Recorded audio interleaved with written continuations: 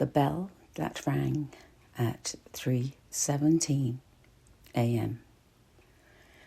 Well, welcome back to the Rowan Files. This is another Rowan Files mystery. This mystery, we remain in Alder Vale, but not beneath the clock tower. We walk instead toward the small stone church just off the square. Its spire modest, its walls weather-softened, its bell older than the clock at Harcourt's tower, its bell rope worn smooth by a century of hands. It is not a grand church, no stained glass spectacle, and no grand organ. It does not compete with cathedrals. Just limestone, oak pews, and its bell has marked weddings, harvests, funerals, and grief. And on 4 consecutive nights at exactly 3:17 a.m., that bell rang once. Not 12 times, not in error, just once. Clear, measured, unmistaken. The first night, it was not midnight nor dawn. It was the hour when sleep is deepest or most fragile. The hour when thoughts can turn sharp. The hour when the village is silent enough to hear its own breathing. It was Mrs. Cartwright who heard it first. She woke thinking she had dreamt it, a single bronze note, deep and solitary. By morning, she mentioned it in passing at the baker's. Strange hour for the wind, someone said. That first night, 2 residents heard it. The second night, 5 residents heard it. By the third night, nearly half the square woke at once. The vicar unlocked the tower after the second report. He swore no one had keys. The mechanism was intact. It had been inspected after the first report. The rope hung still, the sinker arm resting precisely where it should. No fault, no wind, no explanation. And yet, at 3:17, it rang.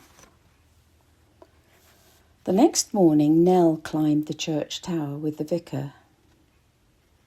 Yes, the rope was intact. The mechanism was sound.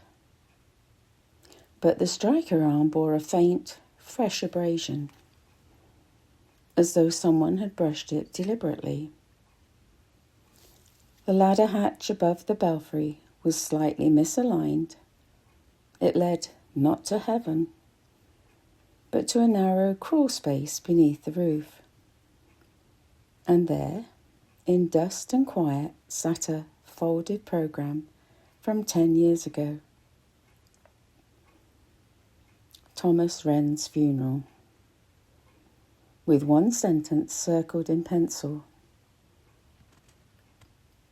We cannot always know the depth of another's struggle. The pencil mark was recent. Nell decides to investigate the tower again. But Nell did not go to the church first. She walked the perimeter, gravel underfoot, moonlight across stone, the kind of quiet that feels aware. She walked instead to a small plaque that was mounted beside the church entrance, dedicated to Thomas Wren, beloved son, taken too soon. The wording was careful. No dates of explanation, no cause listed. This piqued her interest. What was the truth behind the plaque? The villagers were very eager to fill her in when she asked. The village remembered. Everybody knew. Thomas had been 20. He climbed the bell tower one night 10 years earlier. Not in spectacle. No shouting, just quietly. By morning, he was found on the flagstones below. The one who found him was Mr. Holford, the early milkman. Practical, quiet. A man who preferred routine to speculation. He had set down his crate when he saw boots at the base of the stairwell, neatly placed, side by side. He climbed halfway before he saw what lay below. He did not speak of it for years. The bell had rung once that night, just once. Someone said it was wind. And someone else said, well, he always was dramatic. And by afternoon, the word had settled over Thomas like dust. Dramatic, sensitive, just too much. Thomas had not been reckless. He was sensitive. He had been perceptive. He asked questions that made older men uncomfortable. He noticed when voices shifted, when warmth cooled, when patience thinned. He once cried in the pub after an apprenticeship fell through, not loudly, not theatrically, but enough. Enough to earn a look. Enough to be heard. He told someone once that he felt like he didn't fit inside his own ribs. The response was, "You'll grow out of it." But, sensitivity does not age out. It absorbs. Thomas once told Daniel, his older brother, it's not what they say, it's how their voices change when they say it. Daniel had shrugged it off then. He hears it now. The night it happened, Thomas climbed the tower not to declare anything. He hadn't written a note. He left his boots neatly at the base of the steps. He climbed because the air inside his house felt thick. Because words had turned sharp. Because someone he trusted had said, "Stop making everything so heavy." He needed height, perspective,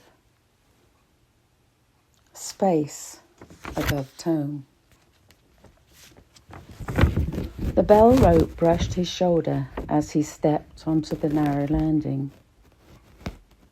That detail had been buried.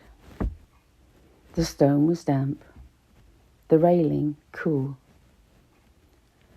When he turned too quickly, his foot slipped on worn edge. He grabbed, missed, caught iron too late. The bell struck once as his body brushed the striker arm on the way down. One note, clear, at 3:17 a.m. And then silence. The village would later call it intention. It was an accident, but the accident had been preceded by erosion. and erosion is harder to name. On the fourth night of the recent ringing, Nell did not sleep. She sat in her cottage on the ups and downs with a single lamp lit. At 3:16 she stood. At 3:17 the bell rang. Once. Clear. She didn't flinch. She waited. Then she drew a card, not for spectacle, for direction. It was the hermit. A lantern raised in darkness, not a ghost, not revenge, just a call to look properly. So, with clear sight now, Nell did not rush the tower. She had time. 5 minutes to the church. Beneath the tower she waited. And 5 minutes later, the iron door opened. Daniel Wren stepped out, older now, lined, steadier, but carrying something unfinished. Thomas's older brother Daniel had left Alder Vale the week after the funeral. He had returned, not announced, not celebrated. He climbed the tower not to haunt, but to correct. I needed it to be heard, he told Nell. At 3:17, the hour his brother fell, Daniel struck the bell once. For 10 years, people have said it was a choice.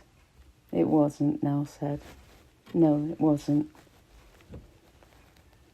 Daniel had returned to Alder Vale 3 weeks earlier. He had rented a cottage quietly. He climbed the tower 4 nights running. One for each year he had carried anger. One for each year he carried guilt. One for the word, dramatic. One for the sound that had been dismissed. He never intended a 5th night. 4 was enough. Following Sunday, the church filled without announcement. The vicar stood differently that morning. Not above, among. He did not rewrite history. He corrected language. We mistook vulnerability for spectacle, he said. We mistook quiet overwhelm for weakness. We mistook tone for truth. He did not speculate about intention. He spoke of listening. He spoke of how easily a voice can change from warmth to dismissal, and how sensitive hearts hear that shift more sharply than others. He said, if someone tells you the air feels too heavy, do not correct them. Open a window. There was no dramatic weeping, no applause, but something in that room softened. Daniel sat in the 3rd pew. He did not need forgiveness. He needed truth spoken out loud. That evening, Nell returned home and drew a single card. The star. Not rescue, not miracle. Just gentle restoration after a fracture. She didn't keep it. The next morning, the vicar found it placed beneath Thomas's plaque, unsigned, understood. The bell has not rung again at 3:17. It rings now only for weddings, funerals, harvest. But something else changed. People pause a fraction longer before dismissing tone, before labelling emotion, before saying too much. The village did not become perfect, but it became slightly more careful, and that matters.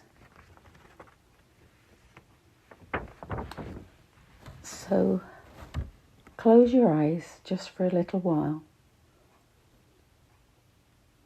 and you imagine standing beneath the stone church tower at night. You may have known someone whose voice was not heard properly, or you may have been that voice. The bell rings once, not as accusation, as acknowledgement. You place your hand on your chest and you feel your own breathing. You say quietly, I will not mistake someone's tone for truth. The air shifts. The bell does not ring again because listening has begun.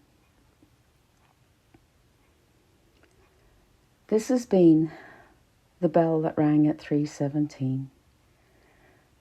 A Rowan Files mystery about language, assumption, and the quiet harm of mislabeling. In Alder Vale, the bell now marks only the hour. But those who wake in the early dark may remember some falls are accidents, but the erosion that precedes them deserves our attention. Until next time, walk gently.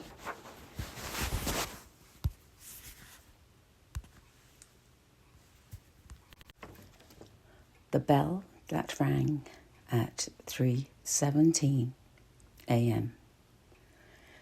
Well, welcome back to the Rowan